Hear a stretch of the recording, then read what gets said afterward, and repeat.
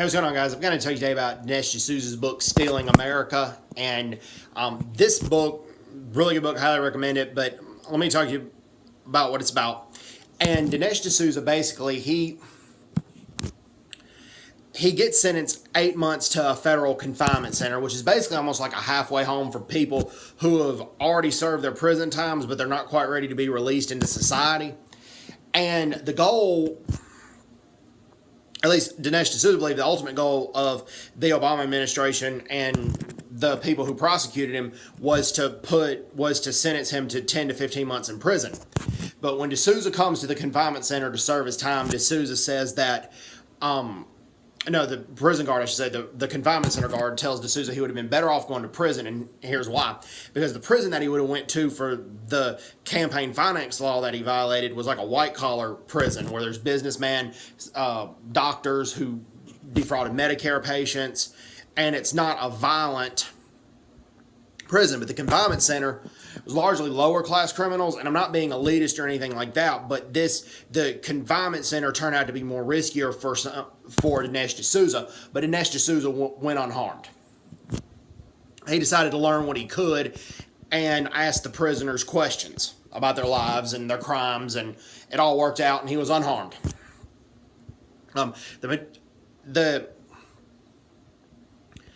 The confinement center, was majority Hispanic, few African Americans, and that's in the book. I'm just quoting the book.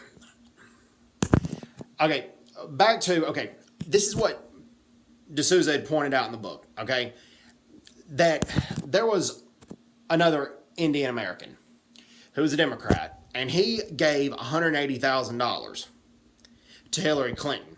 And he basically had said that that people had to bribe the politicians. That's the only way politicians could get elected.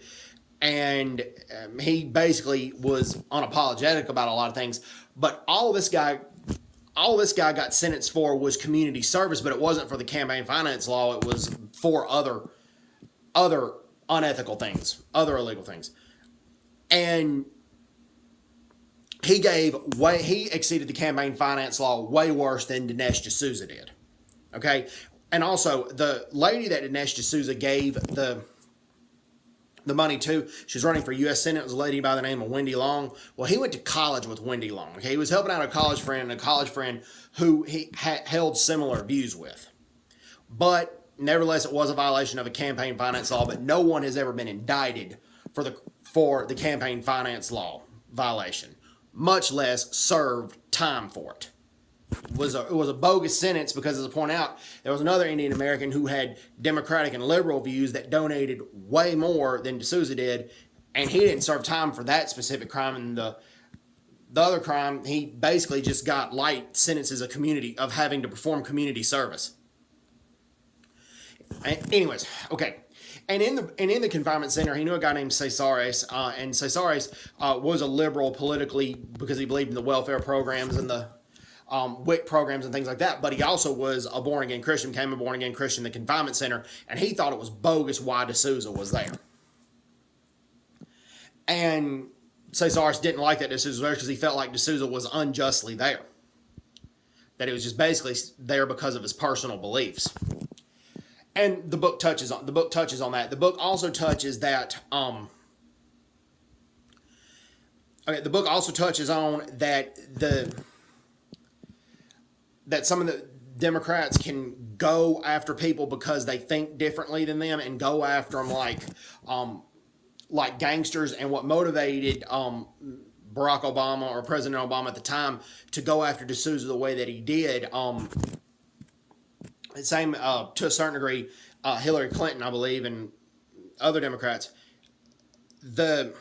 was motivations for revenge, and motivations for greed, because Obama wanted to stay in power. He wanted to stay president of the United States. And the book touches on that, and before anybody goes in there and says that, I'm anti-Obama, anti-Democrat, no. I mean, like I said, President Obama did plenty of good things when he was president. He gave the Japanese Americans a Congressional Gold Medal, the Japanese Americans who fought in World War II. He gave the Buccaneers, the Puerto Ricans who fought in World War II. Who fought in the Korean War, excuse me, the Buccaneers, the Puerto Ricans who fought in the Korean War. He gave them the Congressional Gold Medal, and those two things were long overdue. And President Obama continued the raising awareness of the human rights problem in North Korea, and that was largely started by President George W. Bush, so President Obama didn't have any political gain to continue with that, but he chose to. So I had to commend him for that. But this is a situation where I think Obama was wrong on, because D'Souza made a film, Obama's America 2016, and it was largely taken from President Obama's book, his own semi-autobiography called Dreams from My Father. Not Dreams of My Father, but Dreams from My Father. And President Obama's father, Barack Hussein Obama Sr., was a largely anti-Western and anti-colonialist person. He didn't want to see the Western nations be superior or superpowers. He wanted to see the UK and America's footprint in the world reduced. And Obama dreamed a lot like his father in those areas. And his mother and Obama lived in Indonesia, and President Obama grew up in Indonesia. And President Obama's mom instilled a lot of anti-colonial views when he was in Indonesia, particularly a lot of anti-Dutch colonial views with the Dutch expansion into Indonesia, which did occur. And Lolo Soetoro, President Obama's stepdad, had him for a while, but then he became more pro-Western as his life went on, and basically Obama turned on him. But anyway, back to the book Stealing America, and it talks about his time in the confinement center, and it talks about how